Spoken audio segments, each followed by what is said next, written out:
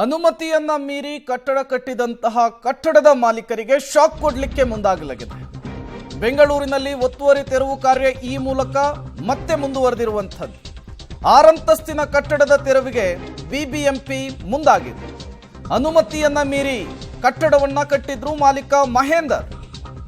ವಾಜರಹಳ್ಳಿಯ ಬಾಲಾಜಿ ಲೇಔಟ್ನಲ್ಲಿ ತೆರವು ಕಾರ್ಯವನ್ನ ಈಗ ಬಿಬಿಎಂಪಿ ಮಾಡ್ತಾ ಇದೆ. ಸ್ಥಳಕ್ಕೆ ವಲಯ ಆಯುಕ್ತ ಸತೀಶ್, ಜಂಟಿ ಆಯುಕ್ತ ಅಜಯ್ ಭೇಟಿ ಕೊಟ್ಟಿದ್ದಾರೆ.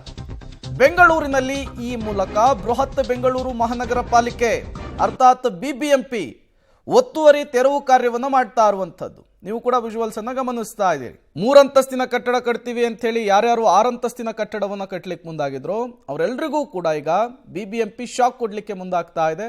ಕಟ್ಟಡವನ್ನು ತೆರವುಗೊಳಿಸುವಂತಹ ಕೆಲಸಕ್ಕೆ ಮುಂದಾಗಿರುವಂಥದ್ದು. 6 ಅಂತಸ್ತಿನ ಕಟ್ಟಡದ ತೆರವಿಗೆ ಈಗ ಬಿಬಿಎಂಪಿ ಮುಂದಾಗಿದೆ. ಇದು ಮನೆ ಮಾಲೀಕರಿಗೆ ಸಹಜವಾಗಿಯೇ ಶಾಕ್ ಅನ್ನು ಕೊಟ್ಟಿರುವಂಥದ್ದು. ಈ ಮೂಲಕ ಬಿಬಿಎಂಪಿ ಸಿಲಿಕಾನ್ ಸಿಟಿ ಬೆಂಗಳೂರಿನಲ್ಲಿ ತನ್ನ ಒತ್ತುವರಿ ತೆರವು ಕಾರ್ಯವನ್ನು ಮುಂದುವರಿಸಿದೆ, ಚುರುಕುಗೊಳಿಸಿದೆ. ಮತ್ತಷ್ಟು ಡೀಟೇಲ್ಸ್ ಅನ್ನು ಕೊಡ್ತಾರೆ ಪ್ರಕಾಶ್, ದೂರವಾಣಿ ಸಂಪರ್ಕದಲ್ಲಿ ಜಾಯಿನ್ ಆಗಿದ್ದಾರೆ. ಪ್ರಕಾಶ್, ಏನಾಗ್ತಾ ಇದೆ ಸ್ಥಳದಲ್ಲಿ?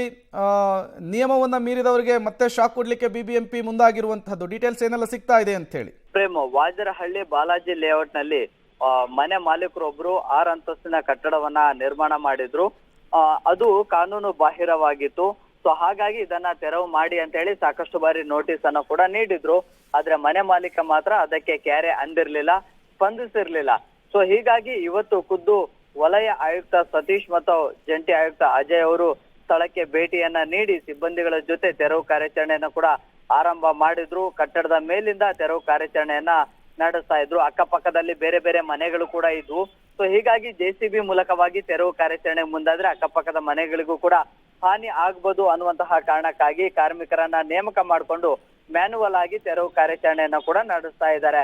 ಸೊ ಹೀಗೆ ನಗರದ ಬಹುತೇಕ ಭಾಗಗಳಲ್ಲಿ ಕೂಡ ಏನು ಹಲವು ಬಾರಿ ಬಿಬಿಎಂಪಿಯ ಇಂಜಿನಿಯರ್ಗಳು ಅಥವಾ ಸಿಬ್ಬಂದಿಗಳೇ ನೋಟಿಸ್ ಅನ್ನ ಕೊಟ್ಟರು ಕೂಡ ಮನೆ ಮಾಲೀಕರು ಕ್ಯಾರೆ ಅಂತ ಇರ್ಲಿಲ್ಲ.